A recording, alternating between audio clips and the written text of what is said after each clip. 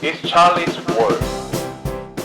안녕하세요, 찰리브라입니다. 완체인부터 이번 영상에서 말씀을 드리면, 완체인도 되게 좋은 코인이잖아요. 여러분 아마 홀딩하고 계신 분들이 되게 많을 거예요. 근데 지금 보시면 MWC 여기 보시면 19라는데 바르셀로나에서 이제 이거를 개최를 하죠. 2월 25일에서 2월 28일 날. 근데 여기서 보시면 완체인이 기대를 하고 있는데 프로젠팅도 할 거라고 이제 소개를 할 건데, 자기네가 첫 번째로 이제 모바일 폰의 블록체인 솔루션에 관한 거를 지금 보면 CBKey라고 여기 나와 있죠. 그래서 CBKey라고 그린 컬러로 된 여기 열쇠 모양으로 된 거 있죠. 여기 보시면 열쇠 모양으로 된 거, 이게 인증에 관해서 특화되어 있는 코인이거든요. 이거랑 중국계는 이제 더키라는 코인이 있는데, 저는 개인적으로 예전서부터 CBKey를 더 많이, 어떻게 보면 더 많이 언급을 했을 거예요. 그래서 개인적으로 더키보다는 CBKey 낫지 않나라는 생각을 하거든요. 그리고 재단 자체도 훨씬 규모도 크고 여러 면에서, 그리고 발표를 바르셀로나에서 지금 이거를 한다고 하니까 한번 기대를 한번 해보셔도 좋을 것 같아요. 그래서 완체인 갖고 계신 분들은 날짜랑 이제 오피셜한 거 뭐가 대대적으로 뭔가 뜰 것 같으니까, 이게 전 세계적으로 사실 펼쳐지는 IT 산업에 있어서는 가장 중요한, 어떻게 보면 쇼거든요. 그래서 지금 뭐 삼성의 갤럭시 S10은 여기를 참가 안 하겠지만, 화웨이라든가 샤오미라든가 뭐 여러 가지 중국계 업체는 5G 폰을 들고 거기 아마 참가를 할 거예요. 근데 삼성 갤럭시 S10 같은 경우는 번외로 아마 따로 발표를 할 거라고 했거든요.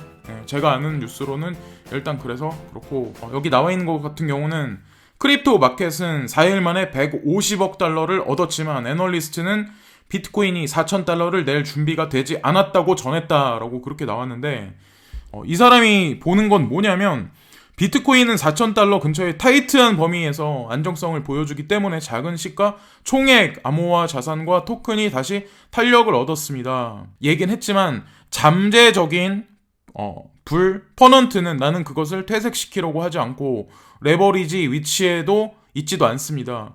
우리가 세분화하면 3,800명이 첫 번째 주요 지지이며 3,800달러가 첫 번째 지지, 그것이 붙잡을 수도 있지만 지금은 3,720달러 가깝게 기다리는 자리를 잡고 있습니다라는 그런 표현을 하죠. 그래서 어쨌든 이것도 한 명의 개인의 트레이더가 이런 얘기를 하는 거죠. 그래서 지금 너무 많은 매수를 하시기보다는 홀딩하고 계신 거는 그냥 포지션을 취하시는데, 현금을 가지고 계신 분들 같은 경우는 예를 들어서 1,000만 원이다, 만약에 1억이다 하면은 100분의 1로 나누셔가지고 그거를 3개월로, 지금서부터 3개월을 끊어가지고 점진적으로 분할로 야금 사시면 어차피 3개월 후에는 지금보다 날 거 아니에요. 저는 그렇게 바라보거든요. 그래서 차라리 그렇게 하시는 게 낫지 않을까, 그게 좀 현명한 방법이 아닐까라고 개인적인 생각을 말씀드리고, 이거 같은 경우는 지금 금하고 실버, 플래티늄 가격이 나와 있는데, 금 시세가 요 근래에는 되게, 저는 이제 금을 한동안 되게 오랫동안 투자를 했었는데, 금을 사실은 금보다는 이게 낫지 않을까, 암호화폐가 낫지 않을까라는 생각을 해가지고 완전히 전향한 케이스고, 그리고 금 같은 경우는 아마 아시겠지만 실물을 내가 사서 나중에 시장에 팔 때는 최소 못해도 15%가 마이너스 돼요. 똑같은 가격일 때. 그러니까 지금 이 가격에 내가 만약에 매수를 하면 못해도 예를 들어서 이 가격보다 30% 이상 났을 때 그래도 저한테는 이제 수익이 조금이나마 있는 거거든요.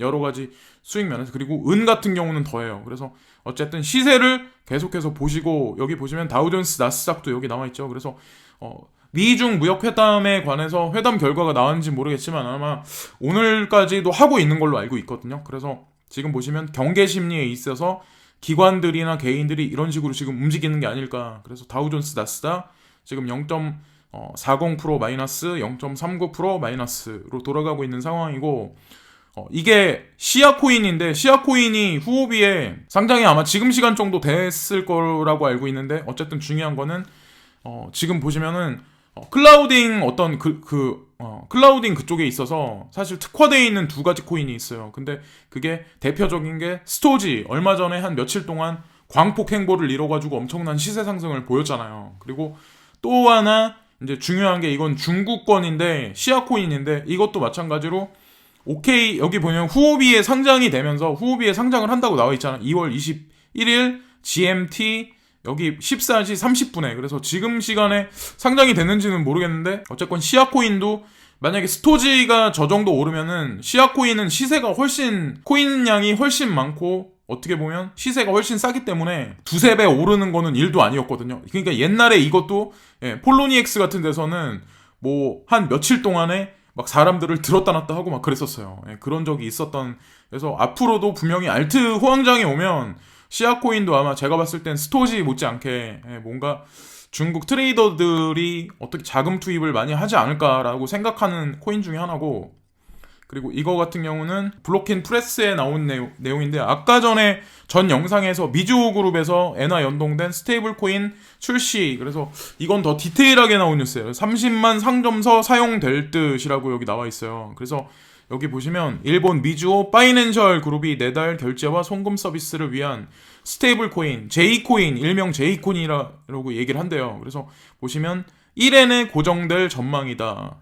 말 그대로 이제 스테이블 코인, 그리고 J코인 페이라고 불리는 모바일 어플리케이션에서 관리되며 J코인 디지털 화폐 플랫폼을 통해 기존 은행 계좌와 디지털 지갑이 연결된다. 은행 계좌와 J코인 지갑 이체 수수료는 무료다라고 여기 나와 있는데, 더 놀라운 게 뭐냐면 J코인이 최소 30만 개의 상점에서 사용되고 몇 년 안에 650만 명의 이용자를 모집할 것이라며 총 5,600만 명의 이용자 계정을 지닌 60개 금융기관과 제휴할 계획이라고 밝혔다. 그러니까 미주라는 데가 영향력이 아마 아실 거예요. 일본에서 어느 정도 위치에 있는지. 우리나라로 따지면 한 신한 정도 될 것 같은데요. 개인적으로 보기에는. 그래서 파급력이 분명히 있을 거고, 또 플랫폼을 구축하기 위해 전자 유통업체 빅카메라를 아마 아실 거예요. 전자제품 같은 거나 뭐 카메라 같은 거 많이 사실 때 일본 가서 쇼핑을 많이 하시는 데가 빅카메라죠. 그리고 편의 패밀리마트와도 협상 중이다. 그거에 관해서. 그래서 실생활로 바로 쓰이는 거죠. 그리고 올해부터 아마 준비를 해야지 내년에 올림픽이 도래를 하잖아요. 그러니까 그 전에 아마 여러 가지 라쿠텐도 지금 암호화폐 결제를 3월 달부터 이제 움직인다고 얘기를 했으니까 종합적인 게 아마 연동을 다 하지 않을까라고 개인적으로 생각을 하거든요. 여기 보시면은 미조 파이낸셜 그룹의 타츠푸미 사카이 대표는 디지털 결제 분야에 새로운 기업이 진출하면서 결제 서비스는 금융기관에서 제공한다는 상식이 무너지고 있다고 말했다. 실제 일본에서는 전자상거래사 라쿠텐의 채팅 어플리케이션 라인 등이 암호화폐와 블록체인 플랫폼을 출시한 바 있다라고 여기 나오죠. 한국도 마찬가지로 티켓몬스터에서 3월달부터 이제 연동을 한다고 하는데, 그런 어떤 신현성이 보여주는 여러 가지 것들이 아마 분명히 한국 시장에서도 물론 잠재돼 있긴 하지만, 저는 그런 어떤 신현성 같은 그런 인물, 신현성 뒤에 있는 배우의 인물이 한국 정부하고도 분명히 뭔가 우리가 모르는 어떤 그런 내용에 뭔가 말이 오가지 않았나라는 생각을 이제 개인적으로 하고 있거든요. 그리고 이거는 크립토 독이 아까 좀 전에 이제 이 언급을 했어요. 크립토 has probably bottomed. 여기 보면 further most part.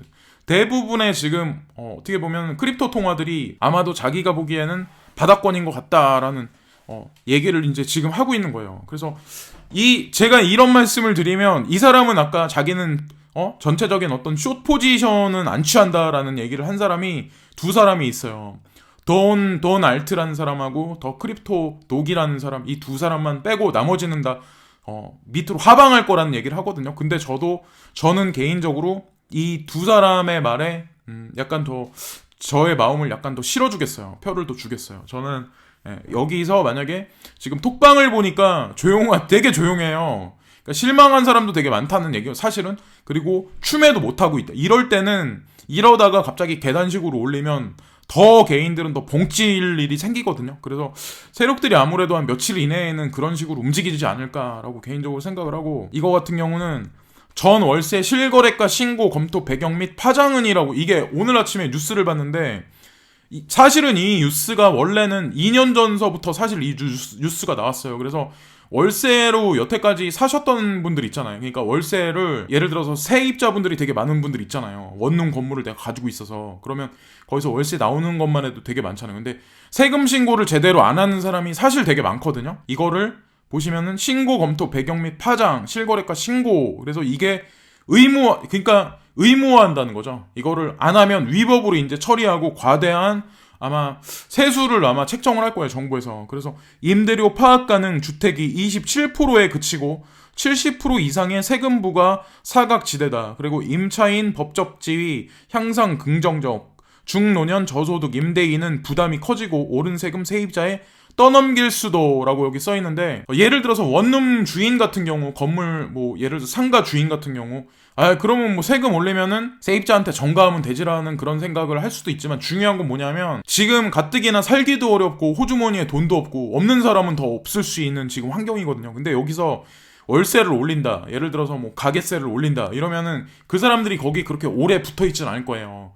더 싼 데로 찾아가거나 이동을 한다거나 아니면은 더 새로 지은 건물에 똑같은 가격에 그런 데로 아마 이동을 하겠죠. 그런 일이 앞으로는 조금 더 많이 빈번하게 아마 발생을 할 거다. 결국에는 세금을 낼 수밖에 없게 그렇게 되는 거죠. 사실은 그렇게 될 것 같고, 여기 이거를 잘 보셔야 되는데, 임대주택 현황이 작년에 이걸 체크를 한 거예요. 그래서 2018년 7월 달에 이거를 파악을 한 건데, 임대료 정보 없음이 전국에서 73%예요. 그리고 수도권에서 61.8%, 그리고 지방은 더해요. 지방은 책정이 더한대요. 81.6%, 그리고 서울이 55.8% 임대료 정보 없음이. 그러니까 세금 신고를 했던 사람이 사실은 서울 쪽에 가면서 많긴 하죠. 근데 분명히 저는 어떤 회계사들을 두고 탈세와 탈법을 분명히 할 거라고 생각을 하거든요. 그게 아마 더 값싸게 매기니까.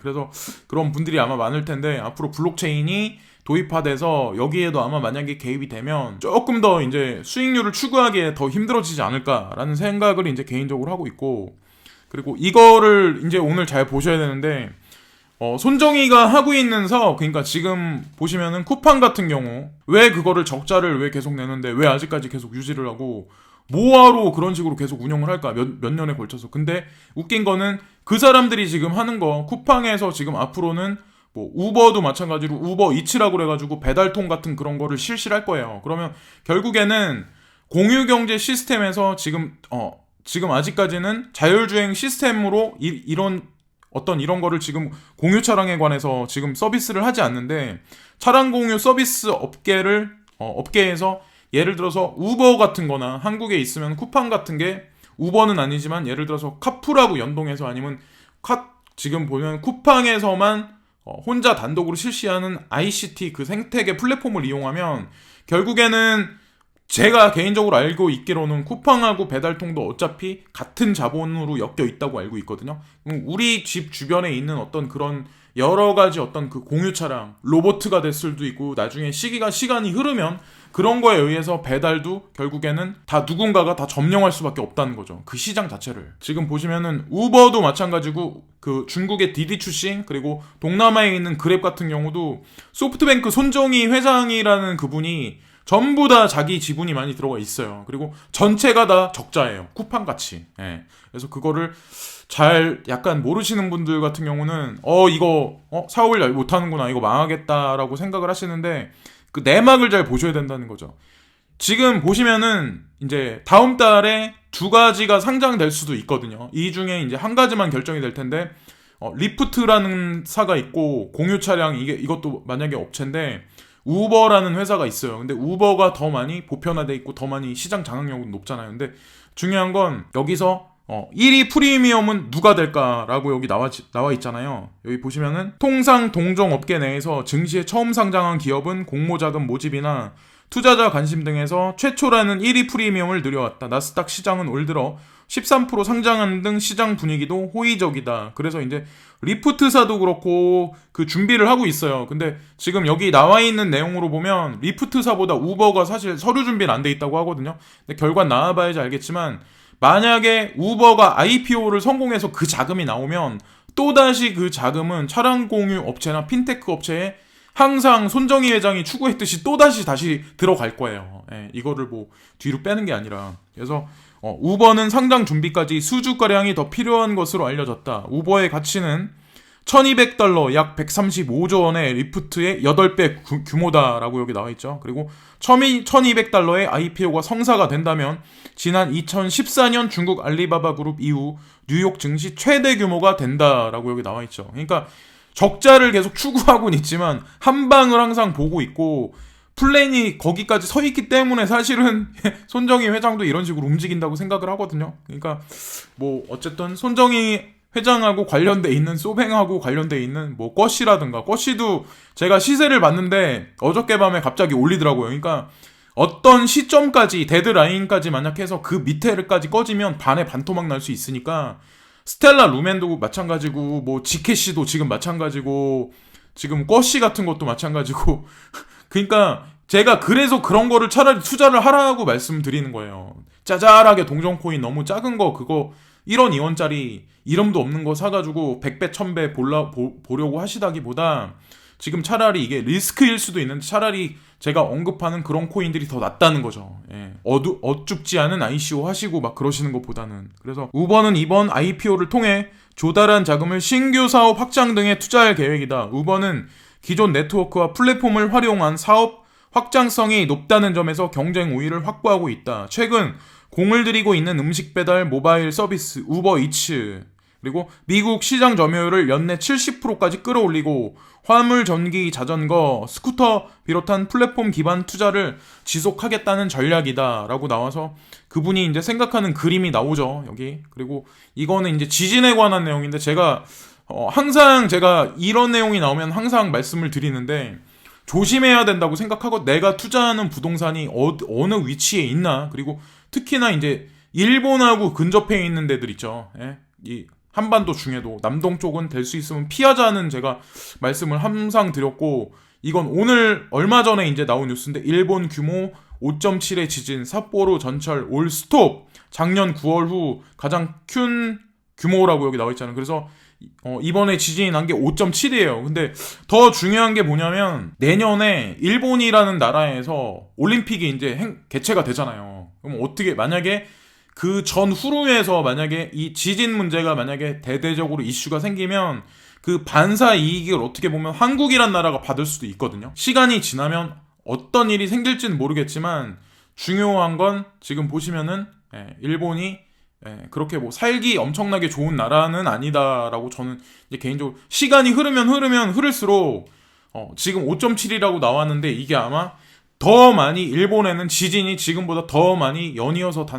터질 확률이 높다는 거죠. 이것도 어디까지나 제가 뭐 예언가도 아니고 하지만 제 느낌상 될 수 있으면 피해야 할 나라들이 몇 나라 있잖아요. 인도네시아라든가 미국의 서부 지역이라든가 샌안드레아스 기반으로 한 그쪽 지역이라든가 뭐 예를 들어서 뭐 일본이라든가 대표적으로 우리 바로 옆 나라 이런 나라는 조금 살기 좀 뭐하지 않을까 앞으로 그렇게 생각을 하고 이거 같은 경우는 간편결제 브랜드 평판 2019년 2월 빅데이터 분석 결과 1위가 네이버페이. 그래서 카카오페이가 1위를 할 줄 알았거든요 저도. 근데 의외로 조사 결과를 딱 나왔는데 1위가 네이버페이가 나왔어요. 그래서 여기 보시면은 2019년 2월 국내 간편결제 브랜드 평판 순위는 네이버페이 이게 지금 순서대로가 순위권이거든요. 그래서 네이버페이가 하고 카카오페이가 격차가 되게 좁아요. 그리고 토스하고 카카오페이는 격차가 좀 많이 넓고 그래서 네이버페이, 카카오페이, 토스, 페이코, 삼성페이, 제로페이,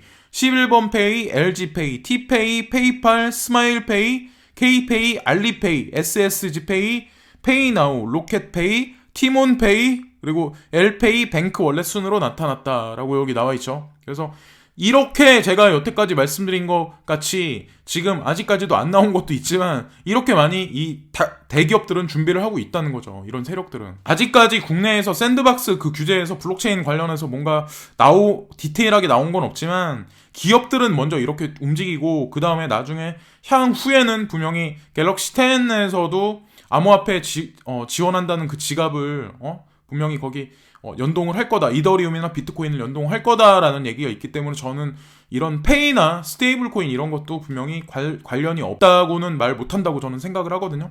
그래서 그런 측면으로 보면 어떨까라고 생각을 하고 트럼프 대통령이 이제 오늘 나온 뉴스인데 화웨이의 유화 발언 그리고 선두 기술 막을 생각 없다라는 그런 표현을 했어요. 그래서 제가 이거를 내가 바라본 시장이 맞구나라고 해서 여러분들한테 한 번 더 찰리 브라운이라는 사람이 그래도 엄청나게 바보는 아니구나라는 거를 한 번 더 이제 말씀드리려고 이제 하는 거죠. 저 작년에 제가 중국이 어느 정도 올라갈 것 같다. 그리고 미국은 버린 카드 좀 그렇다. 그리고 일본도 앞으로 좀 보잘것 없어질 거다라는 말씀을 드렸을 때는 작년에 저한테 이제 욕하시거나 디스하는 분이 되게 많았어요. 오히려 이제 지금도 보면은 중국에 관해서 오히려 저는 친중이라 그런 게 아니라 방향성을 항상 객관적으로 봐서 말씀을 드리려고 하는 거거든요. 근데 지금 보면 조회수도 많이 나오고 유명세를 타는 게 오히려 어떻게 보면 중국 사람들 그리고 중국 기업을 까내리는데 그런 사람들이 되게 좋아하더라고요. 근데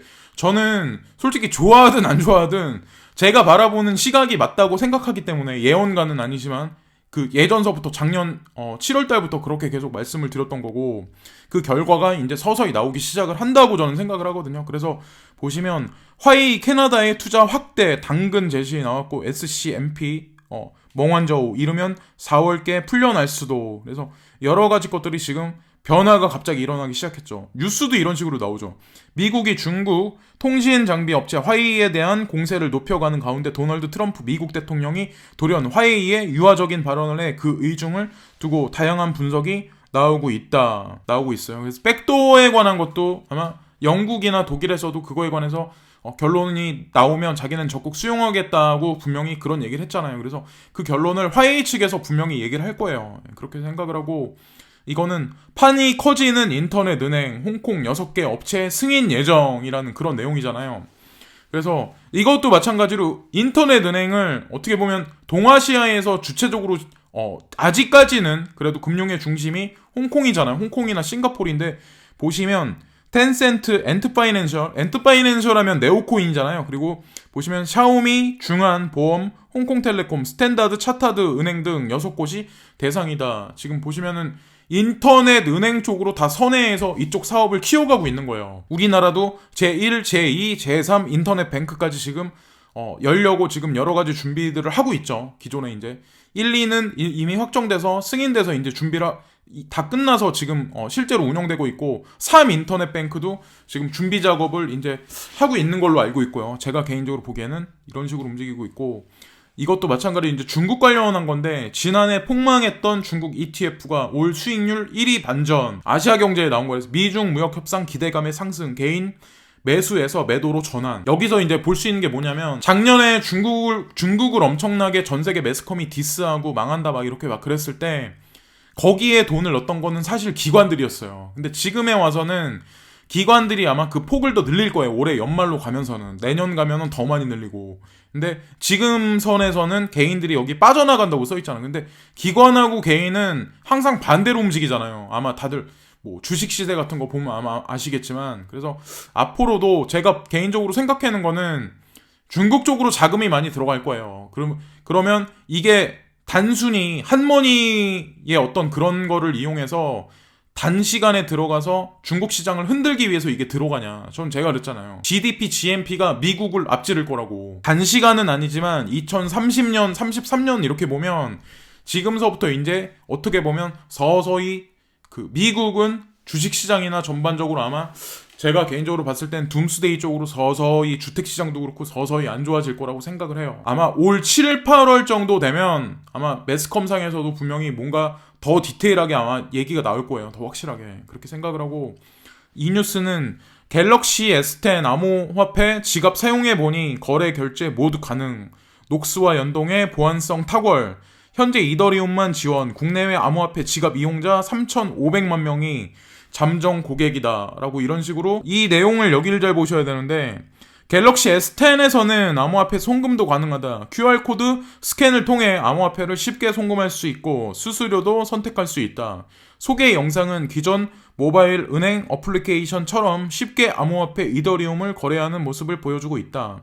뿐만 아니라 암호화폐 자산 가치를 확인하고 신용카드를 통한 암호화폐 구매나 암호화폐 간의 환전도 지원한다라고 여기 나오죠. 그래서 또 금융상품, 파생상품이나 대출 서비스 추가도 가능하다. 이 때문에 삼성 블록체인이 핀테크 시장 판도를 바꿀 것이라고 관련 업계는 관측하고 있다. 근데 이게 지금 이렇게 살짝살짝만 나오는데 아직 그 삼성 측에서 이거를 대대적으로 오피셜하게 어느 장소에서 구체적으로 이걸 시연을 하거나 보여준 건 없잖아요. 근데 그 시점까지는 그래서 대중화가 되기 전까지는 아마 기다리셔야 될 거예요. 왜 이게 떴는데 왜 내 코인은 안 올라? 나 이 시장 그냥 떠날래. 더 이상 이거는 없어. 그냥 비트코인 0에 수렴할 것 같은데 비트코인 투자한 인간들 다 망해라 막 이렇게 그런 사람들이 요 근래에 앞으로 만약에 더 안 오르잖아요. 여기서 조금만 밑으로 꺼지잖아요. 그런 사람들이 이제 두고 보세요. 더 많이 나와요. 근데 그런 사람들이 빠지면 아마 그때서부터 급작스럽게 아마 오를 거예요. 그러니까 지금까지 어차피 버티신 거 조금만 더 버티자는 거죠. 한두 달. 예. 길어야 한두 달을 길어야. 그러니까 지금까지 버티셨으니까 조금만 더 버티자는 거죠. 지금 S10에서 이거 나온다는 얘기는 사실 말 다 한 거예요. 더 이상 무슨 설명이 더 필요 있겠어요. 지금 이 뉴스가 오늘 이 영상의 이제 마지막 부분인데 제가 말씀드렸던 여러 가지 것들 뭐 미중 패권에 관한 것도 제가 따로 나중에 그거에 관한 어떤 돌아가는 흐름에 관해서는 따로 제작을 할 건데 요즘에는 암호화폐에 관해서 좀 뉴스가 워낙 많이 나오니까 제가 이런 거를 더 말씀드리는 게 더 나을 것 같아서 이제 혼조세죠 사실. 방향성이 아직까지 정해지지 않은 그런 상태. 근데 이럴 때가 사실은 제가 아까도 말씀드렸지만 예를 들어서 내 돈이 100만 원을 만약에 늘 거다 암호화폐 그러면 지금서부터 3개월을 보자는 거죠. 그러면 하루에 10,000원씩 내가 사고 싶은 코인을 괜찮은 코인 있죠. 딱 찍어둔 거 하루에 10,000원씩 사시라는 거. 10,000원씩 그냥 예를 들어서 100분의 1로 쪼개서 아니면 10분의 1로 쪼개서 그거를 5일 간격으로 사시든 그렇게 하시는 게 내 자금을 한 번에 넣었다 한 번에 빼는 것도 낫지만 그렇게 사시면 3개월 후에 아무리 늦어도 3개월 후에는 지금보다는 낫지 않을까라는 생각을 하거든요. 그래도 중간에 한번 꺼질 수도 있지만 제가 말씀드리는 걸 아마 어떤 의미인지는 아마 아실 거예요. 그레이스케일이 그런 식으로 자산 운용사가 그렇게 운영을 한다면 개인들도 못할 게 없다는 거죠. 결국에는. 근데 그렇게 하면은 리스크가 상당히 아마 줄어들 확률이 높아요. 근데 기계적으로 움직이자는 거죠. 기계적으로. 어떻게 보면 감정에 충실해서 갑자기 막 비트코인 막 1,000만원대로 폭등하면 사람이 미쳐버리는 거예요. 그러면 팔지도 못해. 그러면 30억 가졌으니까 60억 만들어야지. 이 생각이 여기 머리 끝까지 올라간단 말이야. 진짜 저 같은 사람이 그랬었어요. 저 같은 사람이. 예를 들어서 뭐 저 같은 개인이 어떻게 엄청나게 큰 돈을 만지겠어요. 근데 그러다 보면 결국에는 그 수익을 다 못 거두고 결국에는 이제 피해를 보는 거죠. 멘탈적으로 막 여러 가지 면에서. 그러니까 그런 식은 조금 이제는 좀 버려야 하지 않을까. 그런 식으로 이제 생각을 하는 거예요. 어쨌건 제가 항상 드리는 이 말씀이나 영상이 여러분들 개인들한테 도움이 될지는 모르겠어요. 저도 뭐 실력이 있는 사람이 아니긴 하지만 방송은 이제 떠드는 걸 좋아하는데 떠들 사람도 없고 하기 때문에 그 수단으로 이용을 하는 거긴 한데 어쨌건 항상 구독하고 좋아요를 항상 눌러주시고 댓글 써주신 분들한테 진짜 진심으로 감사드리고 오늘 날씨가 점점 풀려지고 있는데 즐거운 주말들 되시고 날씨가 점점 풀리는데 이럴 때일수록 더 감기 조심하셔야 되거든요. 한 일주일 사이는. 그래서 3월달이 머지않은 시간이기 때문에 더더욱 어떻게 보면 시간이 날 때마다 더 이런 뉴스를 많이 찾아보시고 집중하시다 보면 2019년에는 좋은 결과가 분명히 있으실 것 같아요. 지금까지 찰리 브라운이었고요. 구독과 좋아요 항상 감사드리고 항상 감사합니다.